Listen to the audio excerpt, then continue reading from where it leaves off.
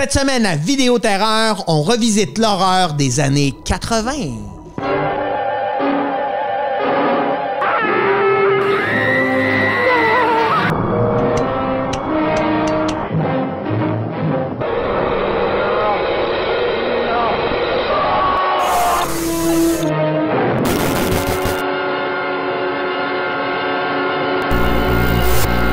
Bonjour et bienvenue à Vidéoterreur. Cette semaine, on explore les films des années 80 de cette décennie d'horreur fantastique avec Jimmy Franqueur. Salut Jimmy. Salut Pierre, ça va? Ça va très bien. Les années 80. En tout cas, là, c'est peut-être l'époque où on était adolescent, où on a écouté le plus. L'époque des slashers, l'époque des suites.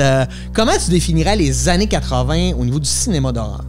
Ben, tu sais, au niveau du cinéma d'horreur, je veux dire, il y a quand même, là, tu parlais des suites, là, je pense que c'est un élément important. Là. On va commencer à avoir des séries. Quoique ça existait un peu dans, tu sais, par exemple, dans les années 50-60 avec la Hammer, mais les films à numéro, là, tu sais, on va en avoir beaucoup.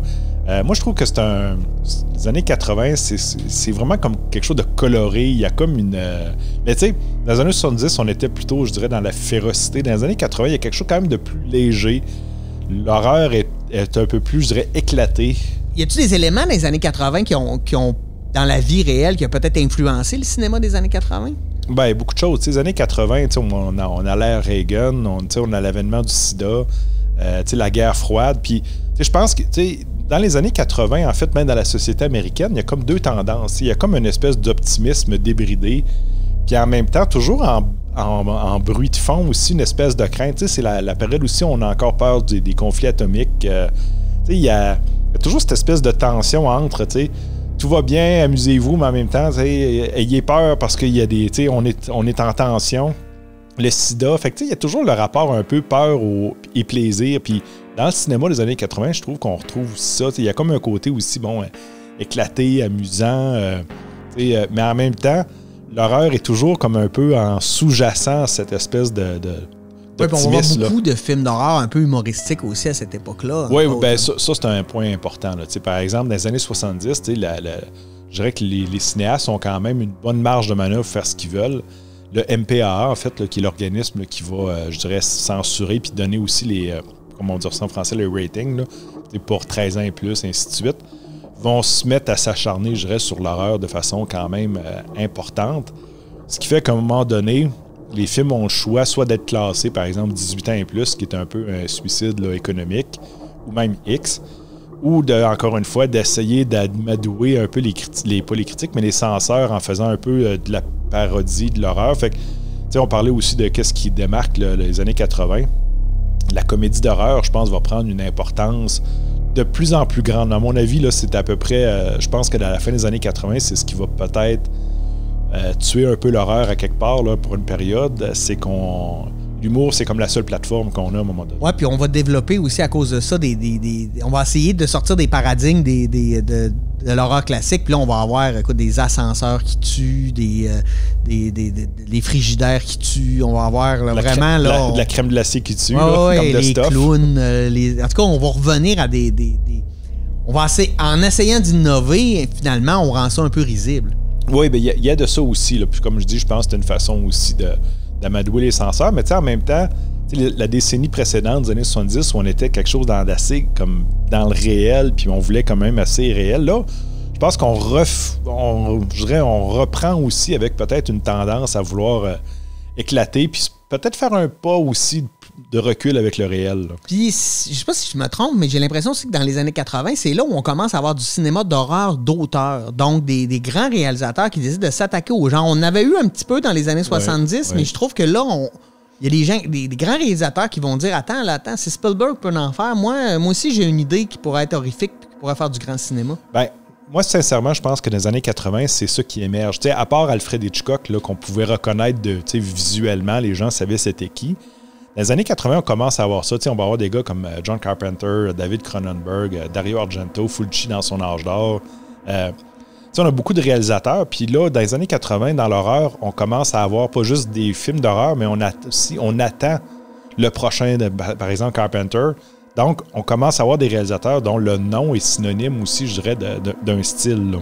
Le style le plus important des années 80, c'est le slasher. Définitivement. C'est le slasher dans les années 80. Là, écoute, on en a fait une estimation, mais à peu près 323. Dans la période. Estimation assez précise. Oui, tout à fait. Mais tu sais, c'est dans la période des années 80. Là. Donc, c'est pas tous les slashers qui ont été faits. Là. Dans les années 80, 323, ça montre à quel point ça a été un style là, qui a été majeur. Là, parce que, tu sais, je dirais, c'est le style des années 80. C'est un style qui est quand même d'une certaine façon assez rigide. Là. Il y a un auteur qui parlait de principe organisateur là, du slasher. En fait, c'est quoi? C'est un contexte, une fête, un lieu, un camp de vacances, un killing pool, des gens qui vont disparaître, puis le tueur. Fait que tu sais, il y a une structure quand même assez simple. Mais dans les années 80, on ne fournit pas, on en consomme, puis on en veut encore. Là. Ouais. Puis elle va faire, à partir des années 80, ça devient aussi l'émergence de la télévision câblée, etc. Donc, ça va devenir un peu des icônes de la culture pop. L'horreur, moi, je pense à Freddy, à Jason, à... Mais oui, c'est vrai, parce que, bon, avant ça, bon, on avait des figures comme Dracula qu'on était capable d'identifier. Mais dans les années 80, ça devient, même quand tu parles de stars, tu sais, on a MTV, Freddy, qui fait des apparitions de temps en temps. Dans des vidéos de musique, là, Dokken, Freddy va être là-dedans. Alice Cooper va avoir une vidéo avec Jason. Fait que ça devient aussi des éléments de la culture pop là, qui sont vraiment comme là de façon, je dirais, prédominante, là, ce qui n'était pas nécessairement le cas dans les années 70. Il y a un élément important aussi, je pense, qui a fait qu'on a eu une recrudescence de la censure dans les années 80. Quand on parle des années 70, le cinéma d'horreur est beaucoup dans les cinémas qu'on appelait les Grindhouse. On a déjà fait une émission là-dessus.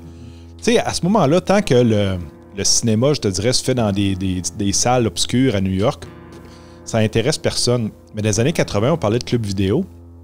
Il y a aussi une visibilité beaucoup plus grande aussi qui va émerger.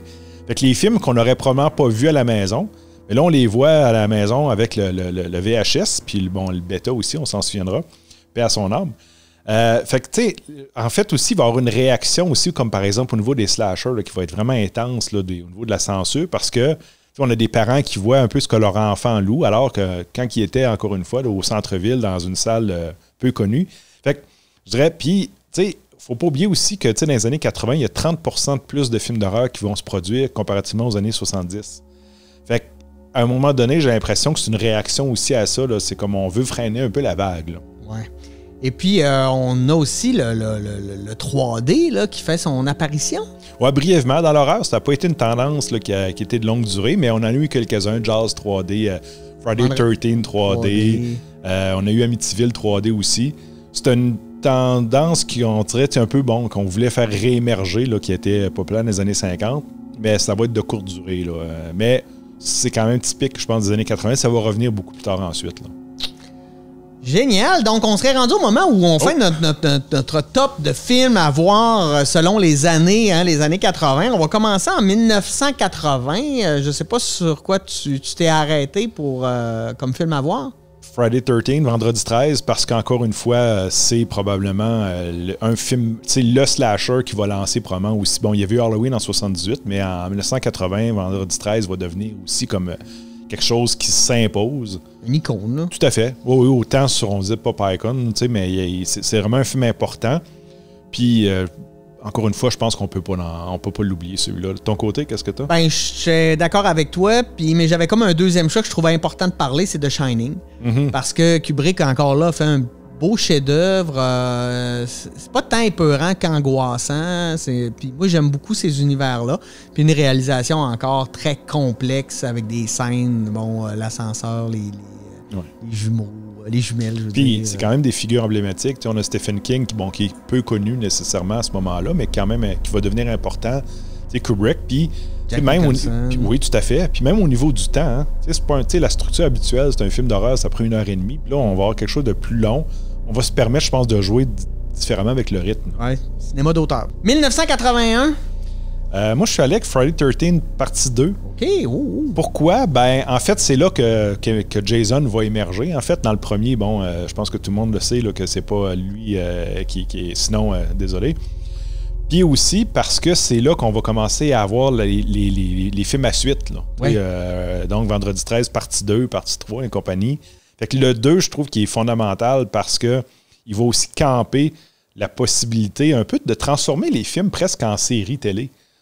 Sur l'idée que un film ne devient pas une entité en soi, mais comme presque un épisode qu'on va ramener là, d'année en année. Là. Ouais. Toi? Moi, j'étais allé pour An American Werewolf in London, qui aujourd'hui n'est pas nécessairement un grand film, mais je me rappellerai l'impact que ça avait à l'époque, la transformation, comment on voyait ça, la sexualité aussi explicite qui était dans le film. Je me rappelle, il me disait, là, fermez les yeux pour cette scène-là, vous allez pouvoir regarder le reste, mais il y avait quelque chose, puis encore là, John Landis, Rick Baker, il y a quelque chose de mythique dans ce film-là qui a plutôt mal vieilli, mais qui est encore un certain plaisir à regarder. Oui, puis c'est aussi quand même une tentative là, de récupérer les classiques d'Universal puis de Hammer au goût du jour. Là. Absolument, puis là, de voir des transformations crédibles, là, parce que quand on pense à la transformation du Werewolf de la Universal, là, c'était juste cheap.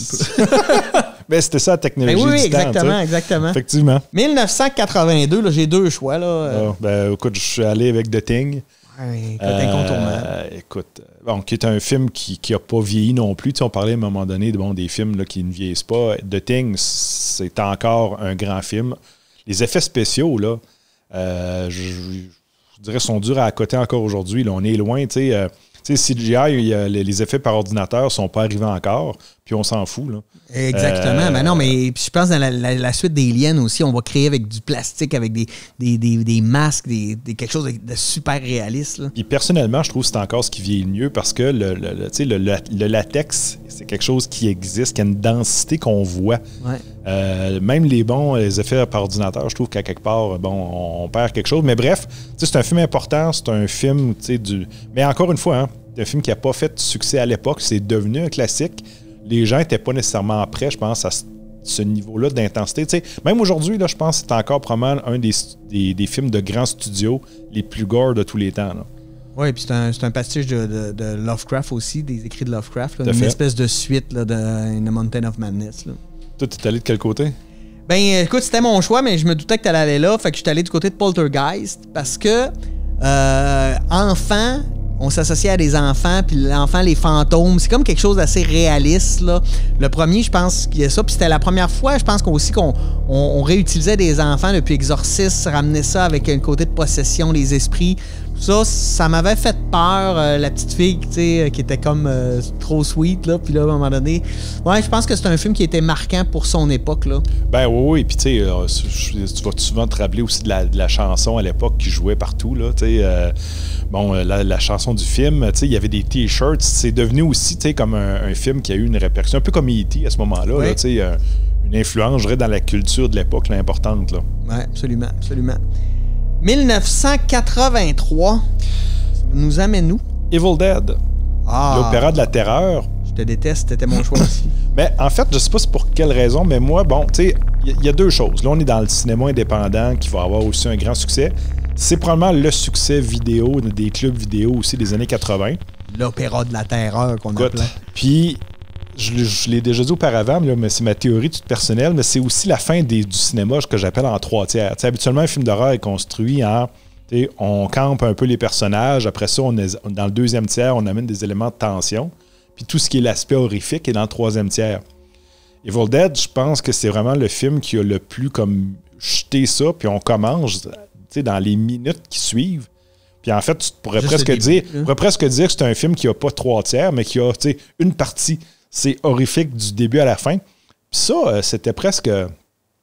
je dirais, inconnu. Là. Il n'y avait pas de c'est un film qui arrivait justement par son espèce de structure un peu intense du début à la fin, complètement nouvelle. Là. Puis la découverte de l'icône Bruce Campbell qui va faire des centaines de films d'horreur de série B par la suite. Là. C'est vraiment dans le monde. Là. C'est le Humphrey Bogart du film d'horreur. Tout à fait. Puis tu sais, encore une fois, dans les années 80, un film aussi intense, violent puis sanglant, c'était presque inusité. Là, puis on n'avait pas nécessairement aussi, probablement toi non plus à cet âge-là, on n'avait pas nécessairement accès à des trucs comme les trucs italiens, Fulci, tout ça, qui étaient aussi intenses, mais de ce côté-ci, je dirais, de l'Atlantique, là, c'était un incontournable, puis c'était une œuvre forte. Là. Oui, vraiment encore à écouter aujourd'hui.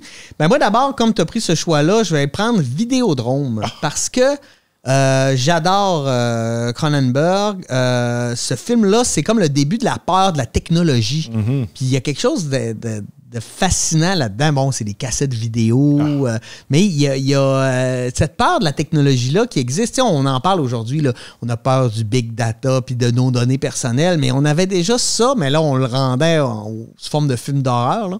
Mais il y avait quelque chose. Puis avec tout le côté des viscères que aime exploiter Cronenberg dans toutes ses œuvres d'ailleurs, il y a vraiment quelque chose de fascinant dans ce film-là. Ah, définitivement. Tu sais, puis c'est mais peut-être qu'aujourd'hui, on a mal vieilli à cause justement de la technologie. Je sais pas. Moi, écoute, c'est toujours un film que je trouve extraordinaire. Puis, tu sais, en même temps, on est aussi dans le cinéma d'horreur intelligent. Là. Oui.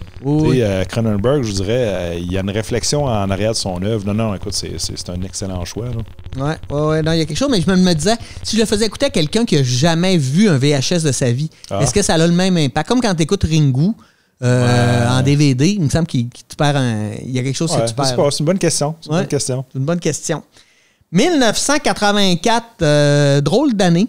Oui. Oui, je sais pas ton choix, là, moi. Écoute, moi, je suis allé avec Night of the Comet. C'est un film, là, en fait, je sais pas si tu l'as vu, mais c'est un film, je vais le dire de même, là, c'est sans préjugés, mais tu sais, c'est un film de filles des années 80. Tu sais, c'est vraiment très, très, très années 80. On est presque au milieu.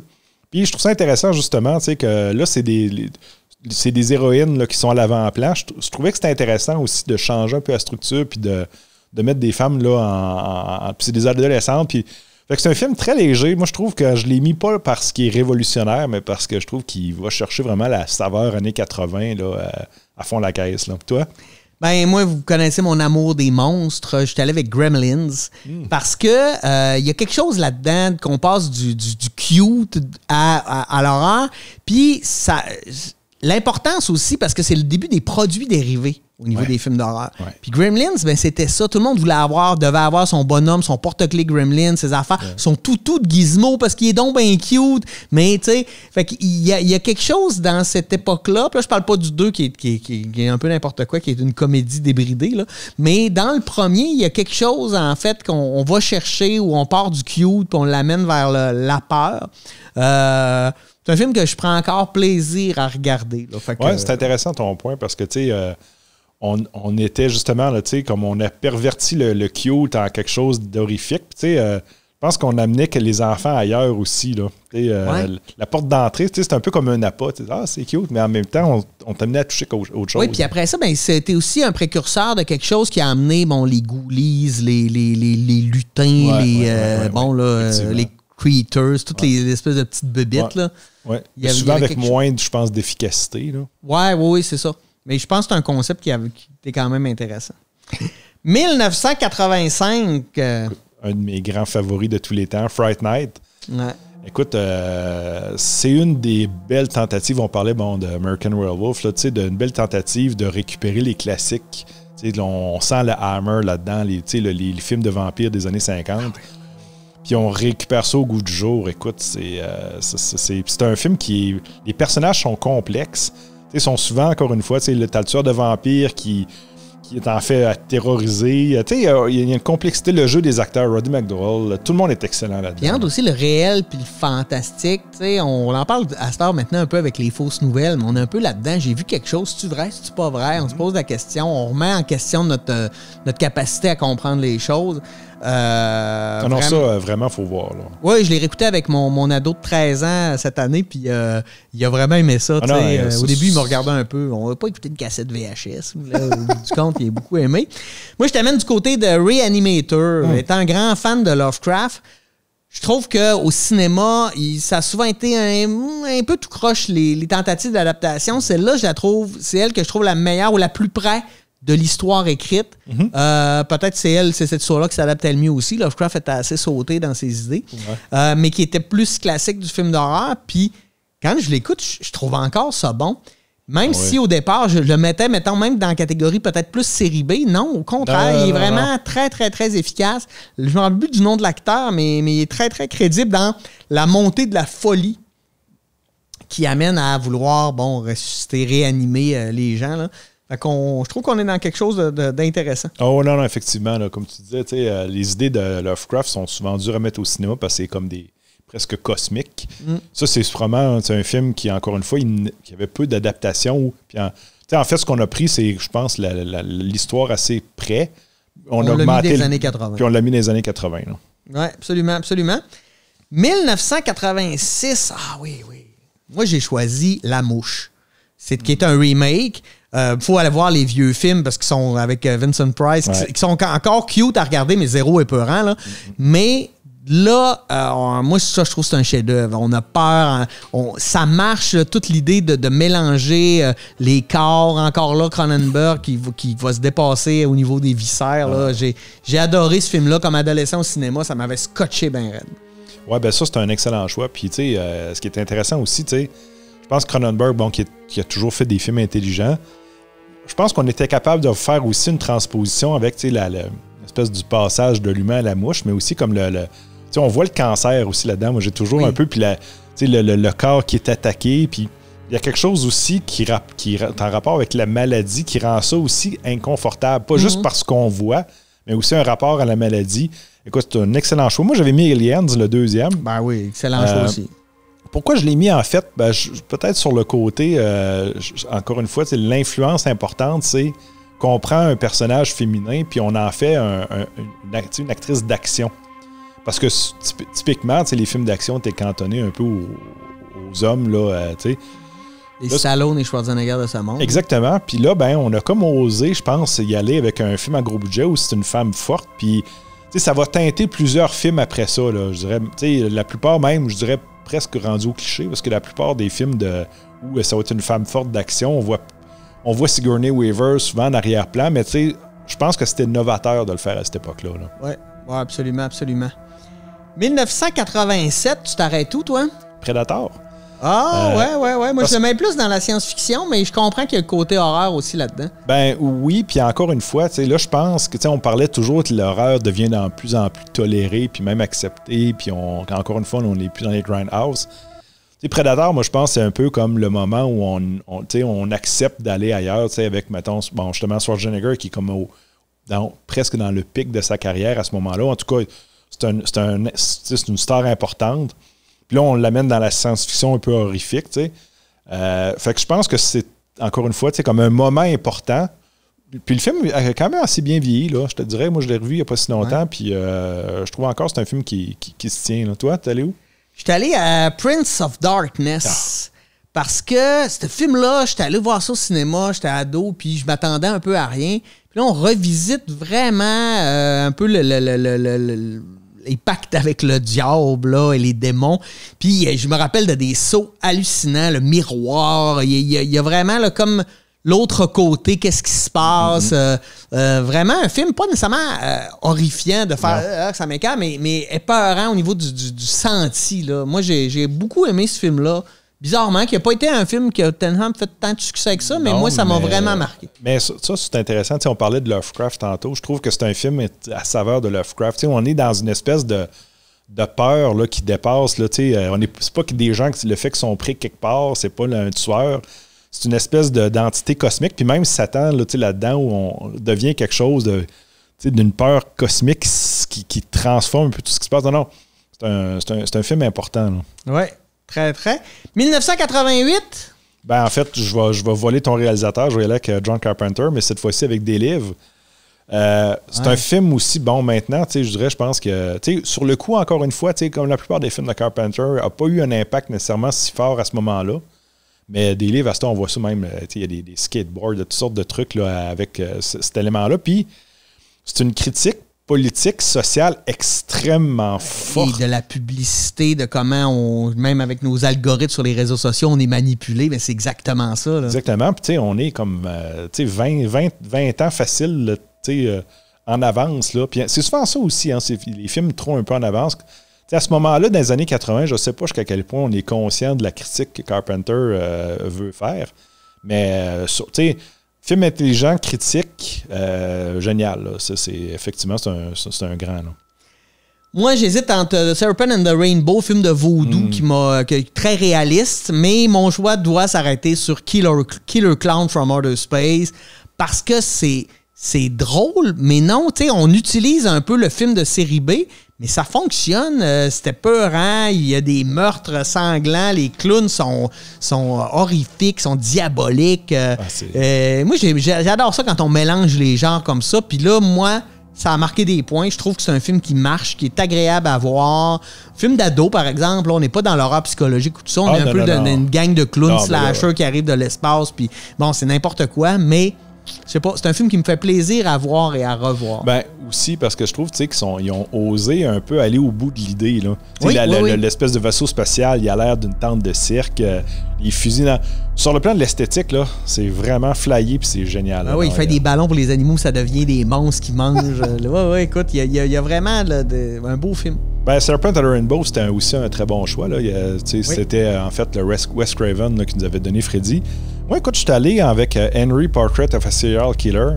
Ouais. Henry Portrait d'un tueur en série, pas parce que le film, nécessairement, je te dirais que c'est pas un film que j'aime réécouter, mais parce que je trouve que ce film-là va aussi comme devancer la vague des films plus réalistes des années 90, comme Seven, entre autres. T'sais, on va avoir, je dirais, là, je trouve que c'est le film qui annonce les années 90 où on va aller chercher un réalisme, une espèce de nihilisme. C'est un film qui est extrêmement bien réalisé, mais qui est extrêmement dur à écouter. Là, parce c'est un film qu'on a presque l'impression que c'est un documentaire à rigueur. Là. Fait que je l'ai sélectionné pas parce que c'est un film que je dirais que j'aime nécessairement réécouter, mais je trouve qu'il y a une importance dans ce qui va s'en venir pour la suite. Là. Ben moi, mon F3 de 89, j'ai mis Bad Taste. Bad Taste de Peter Jackson, qui faisait les fins de semaine. Ça lui a pris 4 ans à faire ça, les fins de semaine avec ses amis. C'est un peu tout croche, mais on voit tout ce qui s'en vient avec Créatures Célestes, avec Brain Dead, avec Meet the Feeble. Donc, il y a tout ça là-dedans. Donc, il y a un esprit créatif. Bon, plus tard, on va nous donner le Seigneur des Anneaux, tout ça. Mais là, qu'est-ce qu'il était capable de faire avec rien pantoute? Ah, c'est incroyable. C'est drôle. C'est rafraîchissant, c'est autre chose. C'est ça, c'est un autre type de cinéma. C'est ça, j'ai beaucoup aimé ce film-là. Moi. Ceux qui ont juste eu accès au côté, je dirais, Seigneur des Anneaux, si vous voulez vous déjanter, là, c'est un bel exemple. Oui, je vous le dis, là, Créatures Célestes, Bad Taste, Brain Dead et Meet the Feeble, là, c'est vraiment, vraiment à voir. Hey, merci Jimmy, c'était super agréable de revisiter les années 80. Merci à vous d'avoir été là. Et nous, on va être encore là la semaine prochaine. Bonne semaine.